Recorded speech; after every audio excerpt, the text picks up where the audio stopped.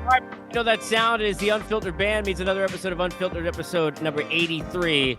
Calling this one 700 is get a chance to welcome back in friend of the program, Matt Holliday. Talk about a night. I thought we had more time for this maybe until this was going to happen, and then the other night, not once but twice for Albert back in LA. What's going through your mind as you watch? Whether it was live or on highlights, and let me know how you saw it. What's going through your mind when you saw those at bats? Well, he had kind of been, not in a rut, but it had been a few days since he had hit one. Um, San Diego's always been a tough place for the Cardinals to score. I don't know what it is, but I feel like it's always been a tough place to score. But I watched the first at bat against Heaney, and he was throwing 95, 96, which he's an Oklahoma State grad and a friend of mine and somebody I know. And I thought, man, his stuff has really spiked, from where he was last year with the Yankees, and I think he got designated at the end of the year to throwing in the mid to 96 miles an hour with an 85-mile-an-hour slider. So I thought, this could be a tough matchup for him. I mean, he's that's a tough, even he's killing lefties, but that's a challenging combination of pitches. So I thought it might be a challenge, and then when he hits the 699, absolutely demolished, by the way. Which, I mean, he's hit some homers this year that, I mean, I guess I didn't watch all of his homers with the Angels and some of the stuff with the Dodgers last year, but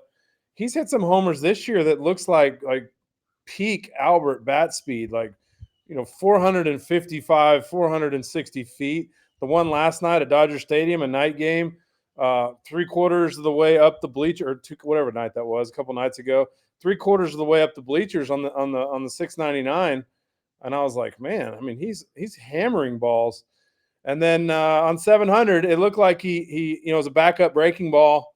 It looked like he clipped it a little bit and high, but and he stands up on it. Although nowadays, sometimes when he stands up on it, it gets caught at the track. He has that same where he finishes his swing and he stands up on it like it's gone. So I don't know that you can believe it every time.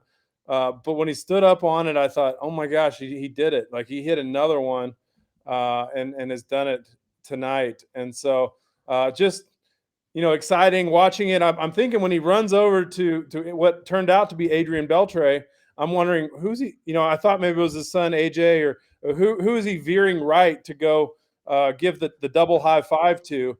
So I was curious about that. I'm wondering who that was because I couldn't find it immediately. But just watching, the excitement and the celebration, and just really cool. I mean, I guess coming into this season, I didn't think there was a great chance. First, I didn't know that he would get enough at bats to get 21 home runs as a part-time DH playing against lefties. But he just hit his way to more opportunities, more at bats. Has had an incredible second half, and to get 21 home runs at age 42, to get to 700. I'm surprised, but not surprised. I mean, I guess knowing and playing with this guy and knowing who he is, I'm not surprised. But at the same time, coming into the year, I didn't know that he would get 21 home runs this year, and so I'm thrilled he got to 700. I'm glad it didn't end at 698 or 699, where everybody says, you should come back and play next year, and hopefully, they could do something special as a team, and this could be this, incredible sort of send off to what is one of the, if not the greatest right-hand hitter, one of the greatest right-hand hitters ever to play. We've talked about it, and it's interesting because I think Booney said something. Maybe it was lead up to tonight's game that Judgy, that Aaron Judge is not pressing. He just actually gone 2 games without a homer, and everybody's losing their minds, right? Because everybody wants that. You talked to me, and we were, if I can go back to it, we were talking a little bit about this, a few days ago. The compete level of Albert in big spots. I mean, you've had a lot of big hits in your career. You, as every athlete in baseball understands more than any other sport, you're going to fail a bunch out of every 10 times in those spots, right? No matter how good you are. What differentiated Albert in those moments when you think back to playing with him? Tell us kind of what separates him in those kind of opportunities. Casey, I think his expectation that something good was going to happen was just incredibly high. Like, I think he was so mentally strong and tough, and what you would teach kids and you would teach athletes about really, I guess, the expectation that something positive was going to happen and the confidence that he had, like when like we talked about last time I talked to you, he had this incredible confidence. So for me and a lot of guys, just being honest, a lot of times your confidence rode on how you felt about your swing at the time. So if you weren't seeing the ball great and you had, sort of won for your last 10, you didn't have a ton of confidence that something great was going to happen against the other team's best pitcher and their closer in a big spot. And he had an incredible ability to just always, in his mind, he was the best player and he was going to have success, whether he was 0 for his last 20 or 12 for his last 20. In a big spot, he just had this overwhelming confidence that he was going to do it. And if you didn't pitch to him, he'd take his walk. But if you threw him a strike, it was going to end well for him and for the team. And so he just, it was hard to explain, Casey, because as you watch him and you watch him from afar, and then you get to watch him from near, um, he just was able to always have a confidence in that situation that you could just see. His body language was incredible. Just this body language of, I'm better than you, and it's about to Right, play because he out. was. Because he Yeah, was. it's about to play out. I'm going to show you that I'm better than you. And it is, and was incredible. And he still has that carry, especially right now where he's swinging the bat well, he's feeling healthy, and he's having an impact. He's having an incredible second half. Yeah, and going to get, which I think is getting lost in this, Matt, going to get postseason ABs, which is so great for the game. Fact that Waino and Albert, and look, you think about Max Verlander, think about how many Yachty, how many Hall of Famers, Kershaw, right? Mhm. There are more this year that are no doubt, no brainer Hall of Fame type players that are going to be in the postseason, all on teams that are winning. I mean, I'd love to see Trout and Ohtani there, obviously, and they're not. And they're not the only ones. And trust me, I'm lucky. My golden retriever is 14 now. He's been on more shows, Matt, than I can Yeah. count. So You yeah, know, I thought I could trust this one. I thought I could trust this one. This one's mine. like you can't But trust them all, they look out the window and wait for cars or anything to just dude. bother. Mine too. Mine Yeah, too. And you know what's funny too? It's like you could live in a house for a long time, and they think the street is theirs. yeah, Anyone in the neighborhood, this is my neighborhood, and no one else is allowed to be there. But I mentioned Otani and Trout, and the dog is angry like everybody else is. They won't be in the playoffs. yeah. Pujols will be. I want to go back to you talk about being afar and then being near. As an athlete and a player, you watch other players when you're playing and you admire their craft, right? And then you get to see it up close and you learn more about what they're about. And I'm sure other teammates did with you as well. When you go to St. Louis and you are now next to Albert Pujols and with him in the lineup and there every day, what jumps off the page that you didn't know when you go back to that time period with him? Well, I think the thing for me at the time, and I know that obviously as you get older, your defensive, your first base. He was an incredible defender in the prime of his career. He and Yachty had I mean, they picked off more runners, and he had the confidence to throw the ball to different bases on bunts, and he was a really good defender and a very confident defender that you don't see when you play a guy in a snapshot. You obviously understand his incredible power, and he gets a hit almost every time, and all those things, and you expect the work ethic. Uh, Obviously, it's impressive when you get up and close and you get a chance to watch it every day, and the behind the scenes and the batting cage and everything that he does to prepare for a game. But I think for me, I remember thinking, he and Yachty, they would find outs in big situations where the pitcher's struggling and they're back picking a guy at first base and getting a big out to get a guy out of an inning, or in a bunt situation, he comes in and makes an incredible throw to second base when most first basemen just turn and sort of take the out. And I think a lot of that came from Jose Akindo, and what a defensive coach he was, and instilling confidence in Albert and Yachty to become the players that they've become. But I think that one thing for me, Casey, kind of stood out because you just don't see that if you don't watch him every day. So I think fans know what a tremendous hitter. I mean, I could tell you about his cage routine and his tee routine, and the work that he did watching tape to try to pick up tips from a pitcher, and all those things that are I think are pretty widely known. Uh, but I was impressed with his defense and the way his all around game, particularly for those 3 years that I played with him. I thought it was better than I maybe even ever knew. Over the years, you and I have talked about the game a lot. I know you're a fan of the game. Obviously, first and foremost, people understand that's what players are. I mean, you grew up that way, you still are. How good does it feel as a player? Because I said this the other day, and this is just coming from a fan. Forget about covering it 20 years. 98 was taken from some of us in different ways. Some of the moments that, over the years, I remember watching that with my dad, right? I'm sitting there, in my 20s. A lot of the moments have been taken because you don't know who's done what. Mhm. How great has this been for Pujols and Judge to have these chases, to have it in a time period where there can be and is so much trust because of the two people and the likability and the human beings. Just as a player yourself, how much are you a fan of that story that's being told by these two as humans?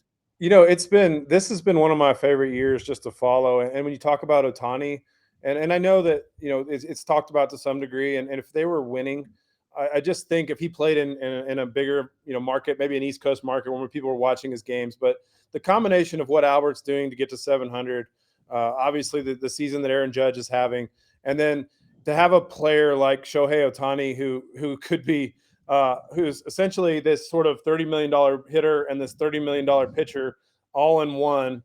And he steals bases. And I think people don't know, but he would probably be a Gold Glove right fielder if that was something that he even wanted to do. When you talk about as a baseball fan watching every night this must see TV and the people. I've had the privilege. I don't know Otani at all, but I've had the privilege of getting to know both Albert and Aaron on a very close level and consider them friends and know how good of humans they are. And it's we're lucky to watch. I mean, as a fan, I can't wait to get home and watch baseball. I tell our players, in the day and age where they're all on their phones watching TikTok, or some of them, I'm like, I just quiz them on players just because I know they don't know because they don't watch the game. And I'm like, watch the game. I know you guys every now and then you scroll across Twitter and you catch the highlights and you just sort of this snapshot of baseball. But I'm like, you can learn a lot and you can get better by actually watching these great players and these great moments and these great situations. And so I've really enjoyed watching this game. I come home at night and a lot of times people flipping on Netflix. I still love to just flip a game on and I can go and watch 7 or 8 innings straight of a baseball game, and particularly the teams that I follow closely because of my friends. But it's been a tremendous season. I want to close with this one, and I appreciate this time you doing this with me.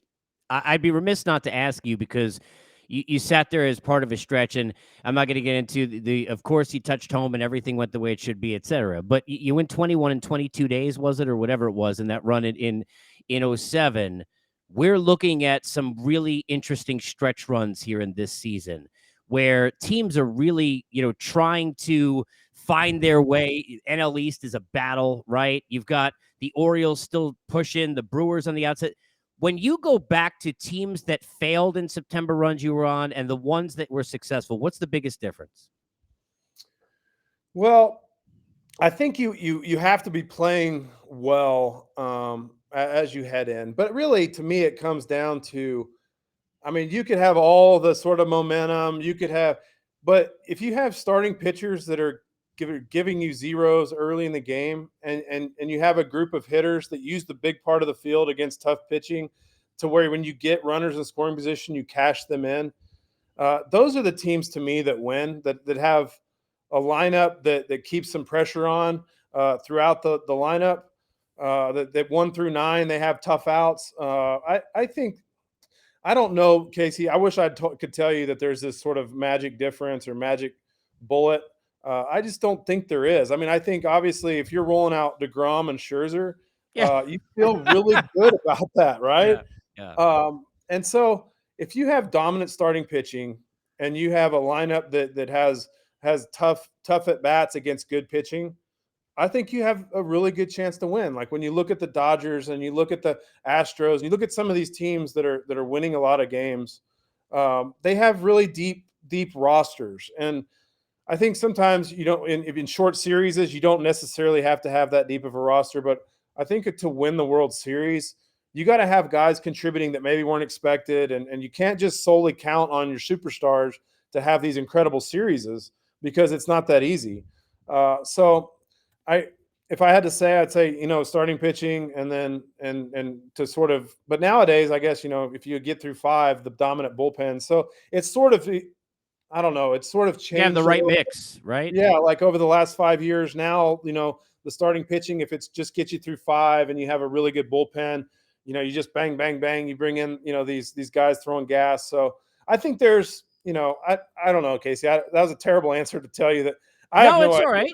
Yeah, I have no Hey, look. idea really Sometimes what. you need luck, right? I mean, Yeah, at the end of I the mean, day, I mean, it's Brent Rickey once said, "Luck is the residue of design." You make your own in some ways, but yeah, you need some of that too, right? I yeah. If mean, somebody said, "Hey, how do you want to start this playoff run?" I'd say I'll take DeGrom and Scherzer for like. right. I mean, especially in these, 3 games or 5 game series, Yeah, is you like, got that right. let me start with those two, and then we'll go from there. But I don't know. I guess there's a lot of different ways to sort of win this thing. Well, look, I appreciate you coming back on. It's pretty amazing I think for any of us to watch, but especially great to get your thoughts on it from the vantage point where you are when you talk about these chases. And I'll bother you as we get towards the postseason here. Plus, hey, look, Anytime. the Cardinals. Of course, everybody's talking about the Dodgers, the Mets, and the Braves, which means I'll see the Cardinals in the World Series. I've seen Yeah. that story before. Matt, Again, appreciate you, who buddy. knows? Yeah, Who knows how it's right? going? Yeah. Always, but it's always Yeah. that way. I mean, Yeah. anytime anybody Exactly. I mean, nobody expects the Cardinals. You could just start booking. We'll be in St. Louis at Patios come Yeah. October. Appreciate you, Awesome. buddy. Thank you. All right. No problem, Case. All right, episode 83 of Unfiltered is in the books. Stay on the revolution at Casey Stern on Twitter and stay with us, Apple, Spotify, and everywhere else where you get your podcasts.